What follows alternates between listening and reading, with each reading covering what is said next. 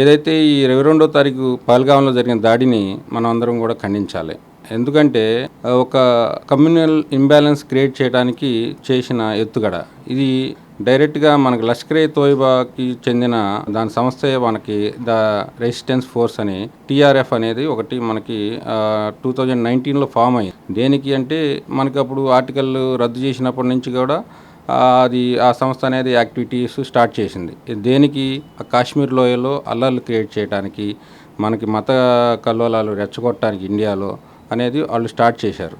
చేసిన దగ్గర నుంచి కూడా మనం ఇండియా కూడా ఎక్కడ ధీటుగానే మనం అన్ని డెవలప్మెంట్ చేసుకుంటూ వచ్చాము. జమ్మూ కాశ్మీర్ కానీ, మన లడాక్ ప్రాంతం కానీ టూరిజం పెరుగుతుంది, రవాణా బాగా అభివృద్ధి చెందింది. సో ఆ పెరుగుతుంది. ప్లస్ ఇక్కడ ఒకటి ఈ మధ్య జరిగిన ఒకటి వక్ఫ్ బోర్డు రద్దు వలన కూడా అది వాళ్ళని మనకి ముస్లిమ్స్ హిందూస్ మధ్యలో చిచ్చు రెచ్చగొట్టడానికి చేసిన ప్రక్రియ ఇది. దాంట్లో ఎలా అంటే ఇప్పుడు మనకి టూరిస్టుల దగ్గరికి వెళ్ళి ఏదైతే మనకి వాళ్ళు మతం అడిగి చెక్ చేసి వీళ్ళు హిందువా ముస్లిమా లేదంటే ఇతర మతస్థుల చెక్ చేసి ఓన్లీ ముస్లిమ్స్ వేరే మతస్థులు ముస్లిమ్స్ కాకుండా వేరే మతస్థులనే టార్గెట్ చేసి 27 మందిని చంపేశారు. దీనివల్ల ఏంటి, హిందువులు రెచ్చిపోతారు ఇండియాలో. ప్లస్ హిందువులు ముస్లిమ్స్ మధ్య అల్లర్లు జరుగుతాయి. అల్లర్లు జరిగి ఇంబ్యాలెన్స్ క్రియేట్ చేయడానికి ఇది ఒకటి చర్యగా నేను భావిస్తున్నా. ఇంకొకటి, ప్రధానమంత్రి ఎప్పుడైతే విదేశీ పర్యటనకు వెళ్తారో ఎప్పుడు వెళ్ళినా సరే వీళ్ళు ఏదో ఒకటి ఇంబ్యాలెన్స్ క్రియేట్ చేస్తుంటారు ఇండియాలో.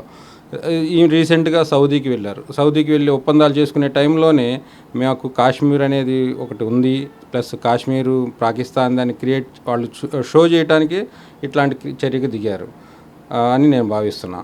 ఆర్టికల్ 370 రద్దు తర్వాత ప్రశాంతంగా ఉన్న కాశ్మీర్లో 5 ఏళ్ల తర్వాత మళ్ళీ లష్కర్ ఎ తోయిబా పేరుతోటి ఇట్లా ఉగ్రదాడి అంటే నరమేధం, ముంబై తాజ్ ఘటనల తర్వాత అంతటి భయంకరమైన నరమేధం 26 మందిని పొట్టన పెట్టుకోరు ఉగ్రవాదులు. అంటే ఆర్టికల్ 370 రద్దు తర్వాత ఏదో జరిగిపోతుందని చెప్పి ఊహాగానాలు వచ్చాయి. తర్వాత అంతా ప్రశాంత వాతావరణం నెలకొంది. కాశ్మీర్లో టూరిజం పెరిగింది. బైసన్ లోయ అని మినీ స్విట్జర్లాండ్గా పేరుగాంచిన బైసన్ లోయలో టూరిస్టులు వెళ్ళారు. కానీ 5 ఏళ్ల తర్వాత ఇలాంటి ఘటన అంటే ఎలా చూడాలి దీన్ని? ఇది నేను అనుకోవటం కూడా ఈ ఇంబ్యాలెన్సెస్ క్రియేట్ చేయడానికే వాళ్ళంతా నాటకం ఆడుతున్నారు పాకిస్తాన్ వాళ్ళు. రీసెంట్గా పాకిస్తాన్ ఆర్మీ చీఫ్ చేసిన వ్యాఖ్యలు దానికి ఉదాహరణ. ఆయన ఏం చెప్పాడు, కాశ్మీర్ అనేది పాకిస్తాన్లో ఈ మెడ దగ్గర నరం లాంటిది, మేము దాన్ని వదులుకోము అని చెప్పేసి అక్కడ ప్రజలను రెచ్చగొడతాడు. సో ఇది కూడా ఎప్పుడు మనకి సౌదీ టూర్కి వెళ్ళినప్పుడు ప్రధానమంత్రి అక్కడ ఏమైనా టైప్స్ చేసుకుంటున్నప్పుడు ఇట్లాంటివి క్రియేట్ చేస్తుంటారు. ప్లస్ ఈ అటాక్ పహల్గామ్ని చూస్ చేసుకోవడానికి కారణం ఏంటంటే మన అమర్నాథ్ యాత్ర బేస్ క్యాంపు పహల్గామ్ దగ్గర అది. సో ఈ తొందరలో అది అమర్నాథ్ యాత్ర కూడా స్టార్ట్ అవబోతుంది. సో హిందువుల్ని ఎట్లయితే కంట్రోల్ చేయాలి, లేదంటే హిందువులు ముస్లిమ్స్ మధ్య మత చిచ్చు రెచ్చగొట్టి కంట్రీలో ఒక ఇంబ్యాలెన్స్ క్రియేట్ చేసి గొడవలు అల్లర్లు సృష్టించాలనేది వీళ్ళ ధ్యేయం. సో ఇదైతే డెవలప్మెంట్ అవుతుందో, డెవలప్మెంట్ అయిన తర్వాత వాళ్ళు ఇన్కమ్ జనరేట్ అయిన తర్వాత వాళ్ళు ఎవరు మాట వినరు. ఆల్వేస్ వాళ్ళు ఎప్పుడు కాశ్మీర్ని డెవలప్ కాకుండా చూసి వాళ్ళు దాని ద్వారా మిలిటెంట్స్ బెనిఫిట్ పొందాలనే వాళ్ళు కాశ్మీర్ని డెవలప్ చేయనివ్వరు. సో అందువలన ఇది ఇలా క్రియేట్ చేస్తున్నారు వాళ్ళు. అఖిలపక్ష సమావేశం జరిగింది. ప్రతిపక్ష పార్టీలు కూడా చెప్పాయి కేంద్రం ఏ చర్య తీసుకున్నా కానీ మద్దతు తెలుపుతాం, మేము ఉగ్రవాదంపై పోరుకు మేము మద్దతు ఇస్తామని చెప్పాయి. మరోసారి సర్జికల్ స్ట్రైక్స్ అంటే భారత ప్రభుత్వం మరోసారి సర్జికల్ స్ట్రైక్స్ చేసే అవకాశం ఉందా? సర్జికల్ స్ట్రైక్ డెఫినెట్గా చేయాలి. గవర్నమెంట్ మీద నాకు పూర్తి విశ్వాసం కూడా ఉంది. ఇంకొకటి ఏంటంటే ఇప్పుడు మంది పొలిటీషియన్స్ ఇప్పుడు మాట్లాడుతున్నారు, ఏది వెస్ట్ బెంగాల్ ఎలక్షన్స్ ఉన్నాయి, బీహార్ ఎలక్షన్స్ ఉన్నాయి, అందువలన ఇవి చర్యలకు దిగుతున్నాడు మోడీ అని చెప్పేసి. సో నేను అందరికీ రిక్వెస్ట్ చేసేది ఏంటంటే మనకి మన భారత ప్రభుత్వానికి మనం మద్దతు తెలపాలి. అందరికి ముక్తకంఠంగా రావాలి. ముస్లిమ్స్, హిందూస్, అన్ని క్రిస్టియన్స్, ఎవ్రీ మతాలు అందరూ కూడా కంట్రీకి చాలా దేశభక్తితో ఉన్నారు. కానీ బయట వాళ్ళు ఎవరో చేసేదానికి ఇక్కడ ఎవరు మీరు కూడా తొందరగా పడి ఏది కూడా డెసిషన్ తీసుకోవద్దు, కామెంట్ చేయొద్దు. సో మనం చేయవలసిందల్లా మన గవర్నమెంట్కి మనం మద్దతు తెలపాల్సిందే. సో మనం మద్దతు తెలిపితే నాకు మోడీ గారి గవర్నమెంట్ మీద పూర్తి నమ్మకం ఉంది. దీనికి జవాబు కంపల్సరీ ఇచ్చి తీరుతాడు. ఎక్కడున్నా సరే వాళ్ళని బయటికి లాక్కొచ్చి చంపే ప్రయత్నం అయితే మోడీ గవర్నమెంట్ చేస్తుంది.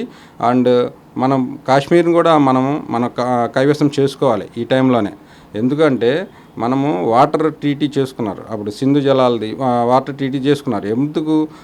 పాకిస్తాన్ ఇండియా బాయ్ బాయ్ అని. సో సో చేసుకున్నందువలన వాళ్ళు ఇప్పుడు మనకి ఏమి ఇస్తున్నారు, బ్లడ్ ఇస్తున్నారు. మనం వాటర్ ఇచ్చాము, వాళ్ళు బ్లడ్ ఇస్తున్నారు.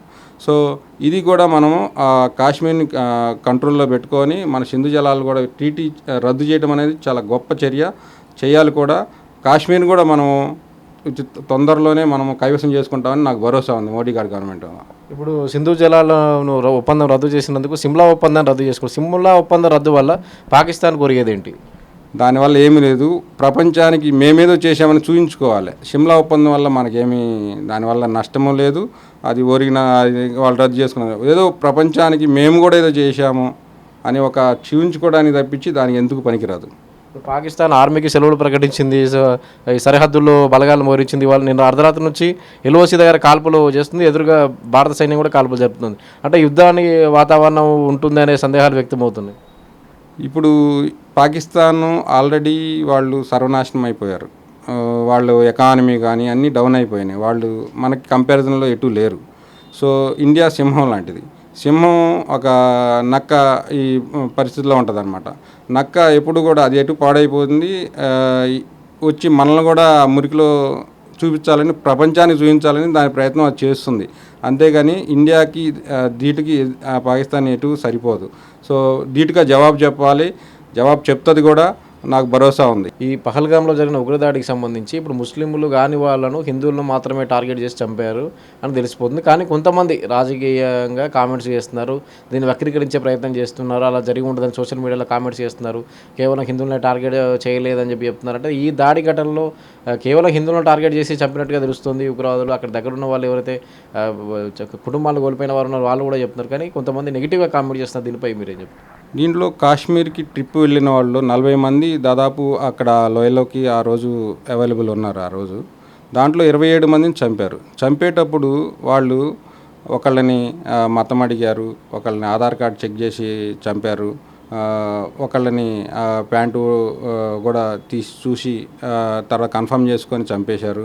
కొంతమందిని ముస్లిం వర్సాస్ ఏవైతే ఉన్నాయో అవి చదవమని చెప్పారు, చదవలేనప్పుడు అవి చంపేశారు. దీంట్లో క్లియర్గా తెలుస్తుంది హిందూస్నే వాళ్ళు టార్గెట్ చేశారు. దీంట్లో కూడా చనిపోయింది కూడా జెంట్స్ మాత్రమే చనిపోయారు. సో హిందూ జెంట్స్ మాత్రమే వాళ్ళు టార్గెట్ చేశారు. ఎందుకంటే వాళ్ళు కంట్రీలో ఒక ఇంబ్యాలెన్సెస్ క్రియేట్ చేయాలనే చేశారు.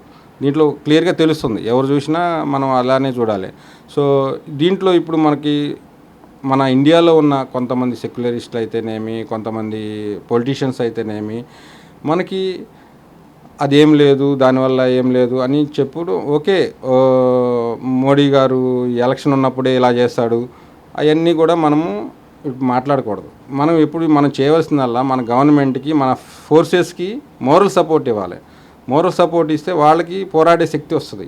మనం ఇక్కడే ఇట్లా మనం మాట్లాడుకుంటా ఉంటే వాళ్ళకి మోరల్ అనేది అప్ కాదు. సో మనం ఫోర్సెస్కి మోరల్ అప్ చేయాలి. మనం వాళ్ళకి వెన్నుగా నిలవాలి మన ఫోర్సెస్కి. అప్పుడే మన వాళ్ళు బాగా పోరాడగలరు. సో ఇంకా ఈ కాశ్మీర్ అనేది ఎవరి సొత్తో కాదు. ఇప్పుడు కాశ్మీర్ ఆంధ్ర వాడిది, కాశ్మీర్ తెలంగాణ వాళ్ళది, కాశ్మీర్ వెస్ట్ బెంగాల్ది, కాశ్మీర్ ముంబైది. సో కాశ్మీర్ వాడెవడో ఇచ్చేది కాదు, మనది కాశ్మీర్. సో గవర్నమెంట్ మీద నాకు హోప్స్ ఉన్నాయి. కాశ్మీర్ని మనం వెనక్కి తెచ్చుకుంటాము. టోటల్ కాశ్మీర్ మీద మనము పట్టు సాధిస్తాము. Thank you.